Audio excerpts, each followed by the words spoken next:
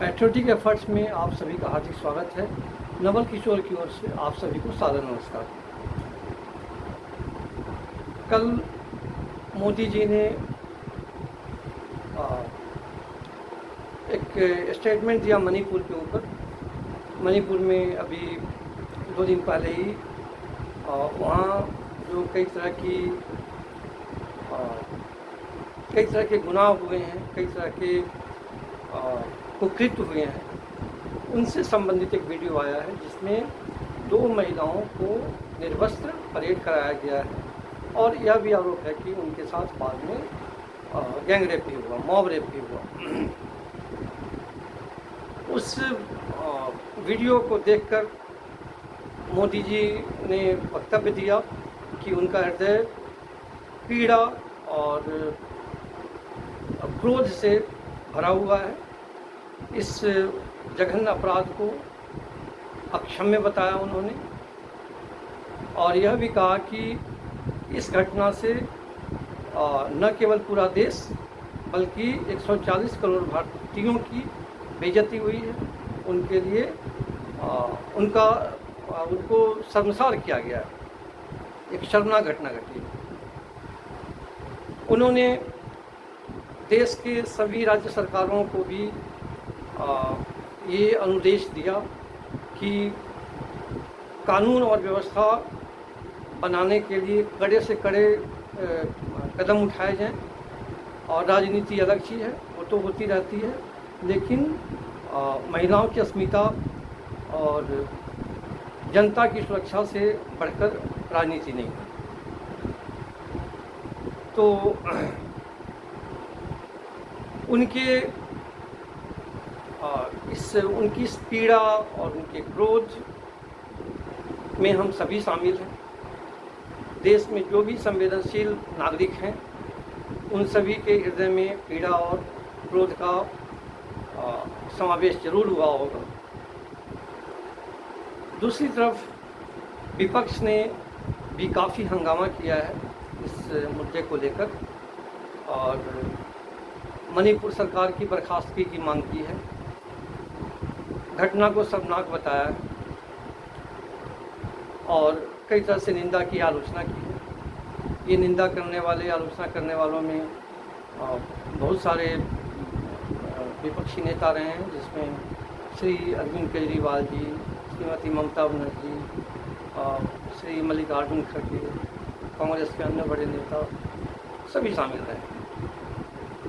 मोदी जी ने यह भी कहा, मणिपुर के साथ साथ उन्होंने राजस्थान और छत्तीसगढ़ का भी नाम लिया, जहां पर महिलाओं के साथ इधर कुछ समय से दुष्कर्म होते रहे, उनके ऊपर जुल्म होते रहे। तो विपक्षी पार्टियों को यह काफ़ी बुरा लगा कि मणिपुर के साथ राजस्थान और छत्तीसगढ़ के नाम लिए जा रहे हैं।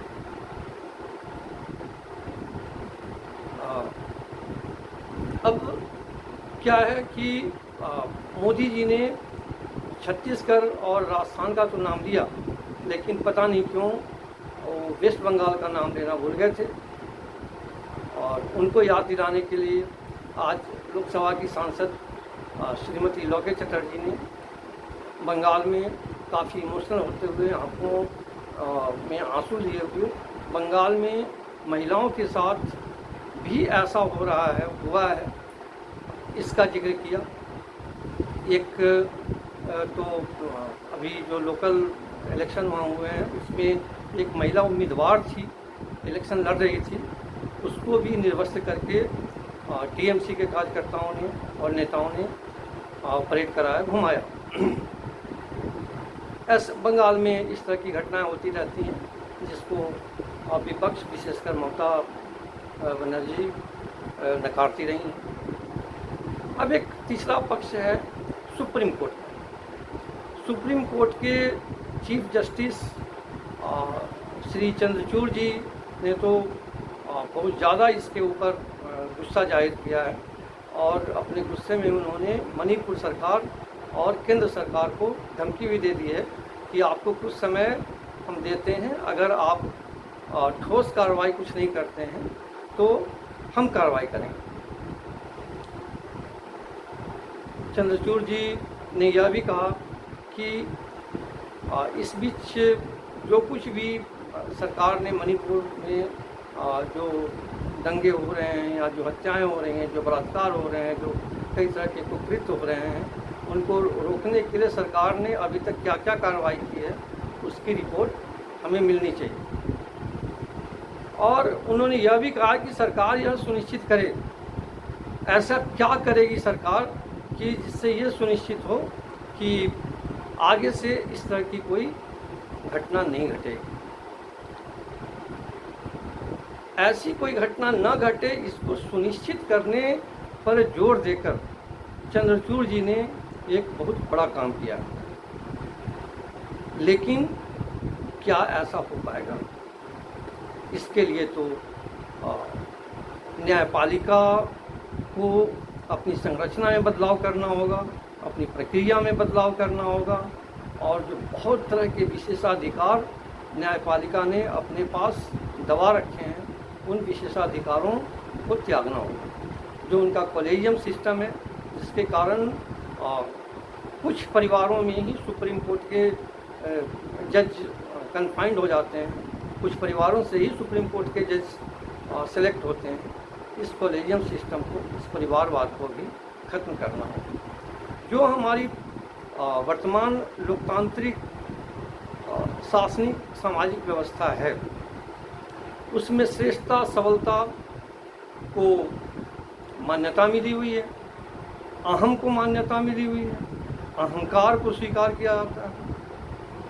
तो जहाँ सबलता होगी, श्रेष्ठता होगी, अहम और अहंकार होंगे, एक व्यक्ति दूसरे पर शासन करेगा, उस जगह पर तो निर्बलों की, हीनों की, शासितों की दुर्दशा होगी।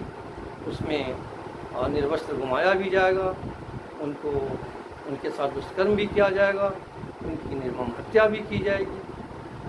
तो इन सब में बदलाव कैसे करेंगे, ये देखना है। मोदी जी ने जो वक्तव्य दिया, उस वक्तव्य से क्या आगे कुछ इस तरह की दुर्घटना नहीं होगी?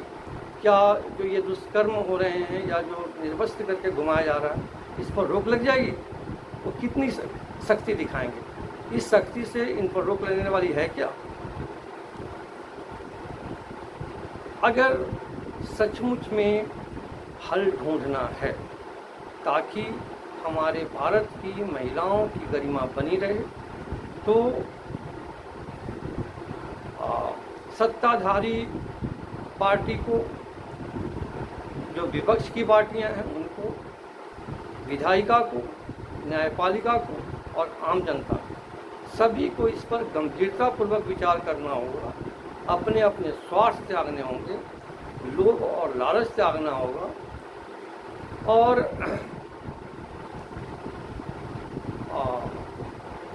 अपनी पूरी व्यवस्था में एक गहन परिवर्तन लाना होगा। तो इस हल के प्रति सरकार कितनी गंभीर है, विपक्षी पार्टियां कितनी गंभीर है, न्यायपालिका कितनी गंभीर है, या होगी, यह देखने वाली बात है।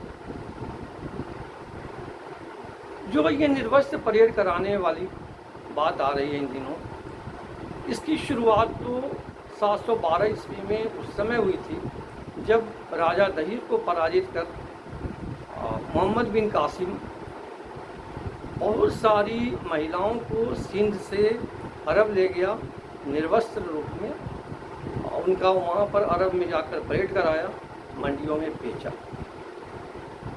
और उसके बाद जब कभी भी जहाँ कहीं भी अरबी असभ्यता के लोग भारत में कदम रखे, वहाँ उस समय इस तरह के दुर्घटनाएं, इस तरह के कुकृत्य आमतौर पर दिखाई देते थे। वो अपने को सबल साबित करते थे, और सबल को शायद यह नेचुरल राइट मिला हुआ था कि महिलाओं के साथ कोई भी जाति कर सके। भारत में जब अरबी असभ्यता के लोगों का शासन हो गया, तब भी वो भारत में रहते हुए भी भारतीय महिलाओं की गरिमा पर हमेशा कुठाराघात करते रहे। इसी की प्रतिक्रिया में हमारी जो वीरांगनाएँ थीं उन्होंने जौहर को चुना ताकि उनकी गरिमा सुरक्षित रह सके। जब गोवा, दमन, दीव पर पुर्तगालियों का अधिकार हुआ तब भी इस तरह के कुकृत्य देखने को मिलते थे। महिलाओं को न केवल निर्वस्त्र किया जाता था, न केवल दुष्कर्म किया जाता था, बल्कि बहुत तड़पा कर बहुत बेरहमी से उनकी हत्या की जाती थी। तो ये परंपरा 712 से शुरू हुई जो अभी तक चली आ रही। जहाँ तक मणिपुर की बात है तो मणिपुर में जो कुछ भी हो रहा है वो मैतेई समुदाय और कुकी समुदाय के बीच का मसला है। दोनों में शत्रुता बढ़ाई गई है। मैतेई समुदाय हिंदू है, कुकी समुदाय अधिकांशतः क्रिश्चियन है, उनके साथ कुछ नगा भी शामिल हैं जो क्रिश्चियन बने हुए हैं। तो वहाँ पर ये क्रिश्चियन और हिंदू दो कम्युनिटी के बीच की लड़ाई है और उस लड़ाई में अक्सर कुकी पक्ष मैतेई समुदाय पर निरंतर प्रहार करता रहा है और उनका दमन करता रहा है। उनकी बहन बेटियों के साथ भी कई तरह के दुष्कर्म होते रहे हैं। तो यह कह पाना कि कौन सा पक्ष सही है, कौन सा पक्ष गलत है, मुश्किल। लेकिन एक बात तो तय है कि जो लोकतांत्रिक परंपरा हमने अपने देश में 1947 के बाद स्थापित की, उसमें विभिन्न समुदायों के बीच में द्वेष, वैमनस्य, शत्रुता, ईर्ष्या, इसको बढ़ावा मिला।